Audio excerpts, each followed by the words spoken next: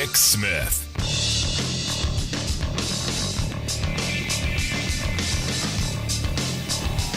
And welcome, brothers, sisters, working class heroes. This is the Rick Smith Show. Thanks so much for being here today on the big program. Lots to get to, lots to talk about. Liz Cheney canceled. Yes, a little bit of cancel culture there on the right. And what's interesting is Liz Cheney gets ousted, but they kept Matt Gaetz. Evidently someone who tells the truth. And look, I am not a Liz Cheney fan by any stretch of the imagination. But at least in this moment, she's telling the truth. You get rid of the person who doesn't lie. You keep the person who pays an underage girl, a minor, for sex. You keep him. You keep the guy who, while his constituents are dying in the freezing cold, flies off to Cancun. You kept him. You kept the guy from South Carolina who has flipped and flopped and been all over every issue. Kept him. Kept the guy who was, charged with Medicaid fraud. Kept him. Just down the list of all of the folks in the GOP that you kept. Got rid of her. I'm not saying it's a woman thing. I'm saying it's a she's not crazy totally thing. And they've booted her out. And look, as I said yesterday, I don't really care because I have no hope or faith in the Republican Party at all. They are not they're a cult. And we've said this before. These are people who want to destroy this country. They hate everything that's going on, even though a lot of it are their ideas. Now, interestingly enough, you had House Minority Leader Kevin McCarthy, who he was whining, complaining that, Cheney constantly calls out Trump's lies. Constantly, calls out Trump's misinformation. Says it was a distraction. It was preventing the party from unifying around a cohesive message to win back the House next year. Yes, lying. She refused to lie and say that Trump won because he didn't. No court in the land has said he's won. He didn't. He didn't win. Stop. Now it's interesting.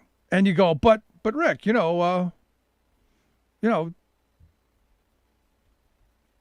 Kevin's, kind of trying to, keep the party together, trying to reunite them, bring them back from the ashes, the depths. He went on to say, and this is one of those interesting things. He said that there's nobody questioning whether Biden is the legitimate president. He says, I don't think anybody is questioning the legitimacy of the presidential election. I think that is all over with. We're sitting here with the president today. So understand, she's come out and said, look, I'm not going to get into I'm not going to go along the lines that there was widespread voter fraud. There wasn't. Nobody's been able to prove it. I'm not doing it. But that's the Republican position. That's their ground zero. We lost because everyone cheated. The Chinese sent ballots. They're literally looking for Chinese fibers in the papers. I mean, you can't make this stuff up. But he goes on to say nobody's questioning. Nobody.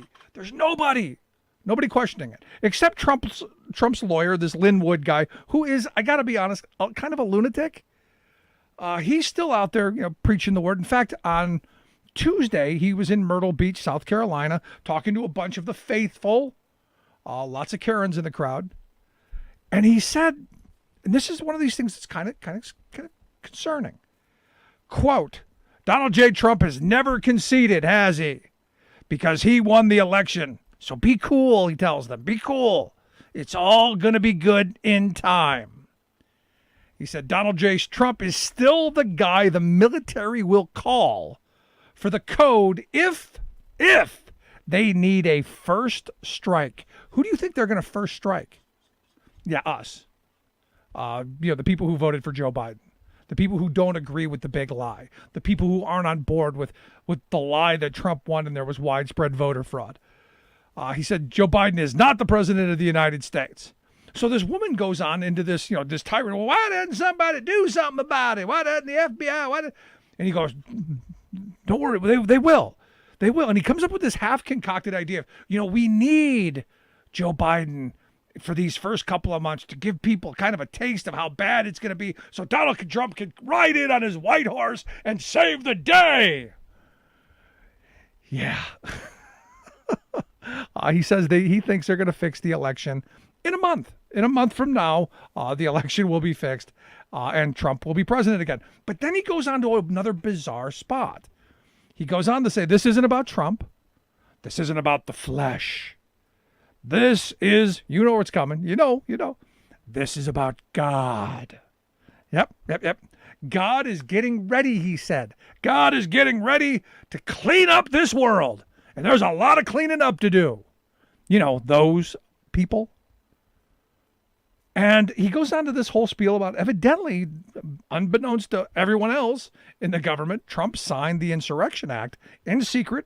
Maybe when he went down into the bunker, I don't know. But evidently, the Insurrection Act has been signed, and he is just ready to leap out from behind the Mar-a-Lago curtains and slam it down on the table. And you go, but Rick, this is just one crazy Trumpkin lawyer, one lunatic out there ranting and raving. Just one guy who's been discredited 100 times throughout this entire, just one guy nobody gives any credence to. And you go, okay, maybe that's true. There's this group out here called Flag Officers for America, about 120, military people, generals, admirals, people who attained high rank in our military. They have written a letter. Yes, they have written a letter. Oh, and what a letter it is. It's basically the declaration of, when the first strike calls for the military from Donald Trump, we would listen kind of thing. That's the scary part. Because I've been saying for a long time, our military, sadly, has been allowed to be really moved to the extreme right. Because you got the people in the leadership who, they might not be opposed to the idea of a little, home front activity. Posse comitatus aside, don't mind that. We've got a constitution to, shred and then claim we uphold. They go on to write in their letter that our nation is in deep peril. We're in the fight for survival as a constitutional republic like no other time since the founding in 1776. The conflict between supporters of socialism and Marxism and supporters of constitutional freedom and liberty. Yeah, like those are our choices. Those choices are, that's all you got. Total socialism and Marxism or freedom. These guys, here's the thing. I know these are smart people. I know they were supposedly, they went through the war colleges and they went through all of this advanced educational training to come up with this binary choice that, sorry, neither exists totally in this country, but that's what they're going for. They go on to say that, we did this before the election. We warned you. Unfortunately, you didn't listen. They go on to say, without fair and honest elections that accurately reflect the will of the people, our constitutional republic is lost. I agree. And here's the thing. Republicans have done everything they can possibly do for the last couple of decades to ensure that there aren't free and fair elections, that there aren't open elections to everyone. We've got a lot of roadblocks that they put in the way. But I digress. Back to the future Confederates, I guess. I wonder what we'll call the Next Traitors when they finally put up their flag. They say election integrity demands ensuring that there is one legal vote cast and counted per person. And I agree. Every person should get the vote. You got me. Legal votes are identified by state legislatures, approved controls using government IDs, verified signatures, etc. Going, what? I kind of think our founding fathers would be against the idea of papers, please, especially a centralized government control of your IDs. Maybe we just tattoo it across your forehead. Would you prefer that? Flag guys for America? How about we just tattoo it right across our forehead? Barcode right there. And signatures? Did you not see the article with Ron DeSantis and all of the different various signatures that we could have denied him a vote on? Yeah, never mind you. We go on. He says, today many are calling common sense controls racist because they are. Because that's what you're doing. You're targeting certain people based on what you can get away with. They go on to say, additionally, the rule of law must be enforced. The FBI and Supreme Court must act swiftly. I think the Supreme Court did rule on this, and Trump lost. I think all of our court systems ruled on this, and Trump lost.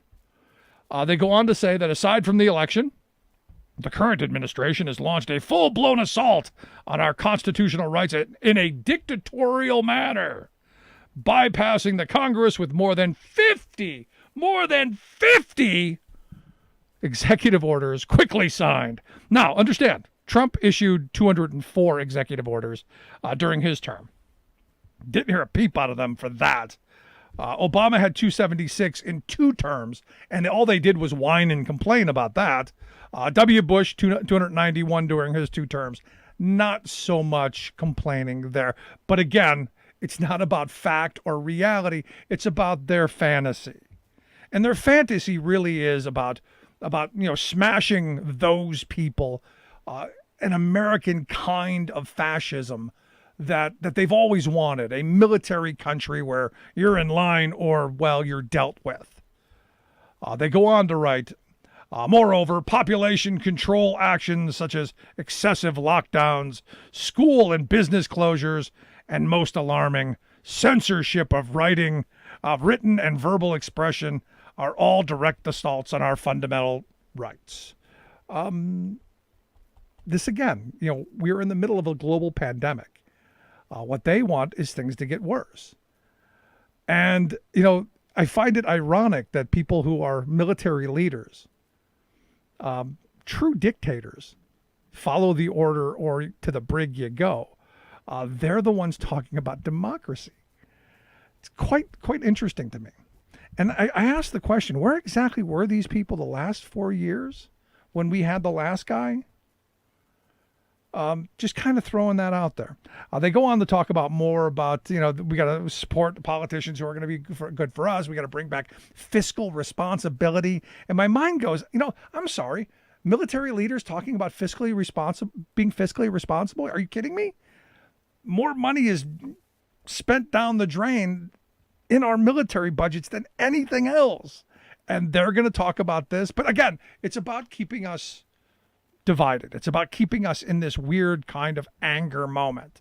And this is about stirring up that next group of people who are ready for Trump to declare, martial law and come back from the ashes, like the phoenix rising and give the command. There are some people who think that that's possible. They have this fantasy image that this is possible.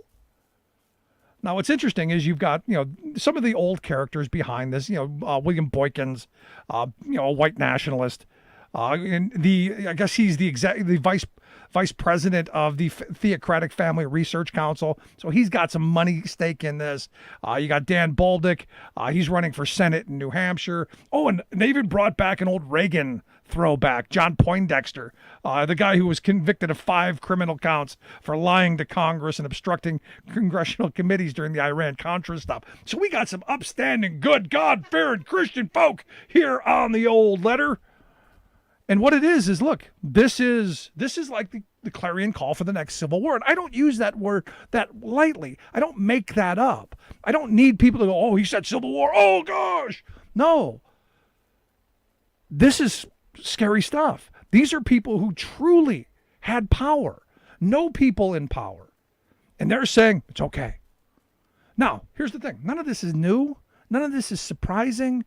None of this made me go, oh my God, it's the end of the world. No, this has been happening for decades. They've been building to this point for a long time. Just like the group who said, boy, wouldn't it be great if we had another Pearl Harbor, back in the 90s. And then, oh my gosh, September 11th happened and they got all tingly in the panties because they could do all the crazy stuff that they wanted. And they did. And you didn't hear a lot of people talking about, oh, my freedom and my liberty as they were ramming through the Patriot Act, because it was these people. These are the ones who wanted to take your freedom. It was these people who were out there preaching the prosperity, end times gospel. These lunatics and freak shows. Like the lawyer from Pennsylvania who was just disbarred because, sometime in January, he got an arsenal of guns, threw it in his car, and was going to often kill his wife and some U.S. senators. Yeah, these are the people that they've thrown together. And there's a lot of these freak shows out there. And look, I'm as much as anyone saying, hey, we need to figure out how to unite the country against these people. Because they're out there and they are organized. They're organizing heavily, and there are people who were held really high positions in our military and in our government. So when Liz Cheney comes out and says, I'm not going to go along with this, the earth is shattering under these people's feet. Because the Republican Party is, right now, without question, the way the McCarthys of the world are leading it, these are the next traitors. They're trying to rewrite January 6th already. Oh, there were good people on both sides. They were good people. Because they've done that for everything. Civil War, good people on both sides. Oklahoma City bombing, good people there. Ask Josh Hawley, he'll tell you. So the thing is you have these folks who, this is what they want. This is what they're pushing for. And there are some Republicans, and there are some decent ones left, saying, look, we're not on board with this. And I guess on Thursday there are going to be a couple of them. Maybe there's the reports between 12 and 100. So somewhere in between that number are the number of Republicans who are going to come out and put out a letter. A call for American renewal, I guess, is the title of the letter. That's going to say that the Republicans must either reimagine a party dedicated to our founding ideals or else hasten the creation of another. And this means they're talking about a third party. Now, what's interesting to me is I don't care. The Republican Party right now for me is trash. Let it burn down, get out of the way, let them destroy themselves. But we need to hold them accountable. And I don't care who is left of them, because they brought us the hat trick of horrible. These are the same people who gave us all the bad things that gave to the rise of Trump. More tax cuts for rich corporations, more tax cuts for the uber wealthy, draconian immigration laws, and of course, these sneaky voter purges. So you don't get to dance with the devil and keep your soul. I'm sorry, you don't. Quick break, right back. There's nothing more American than workers standing up, and the union gives a voice to win. On the Rick Smith Show.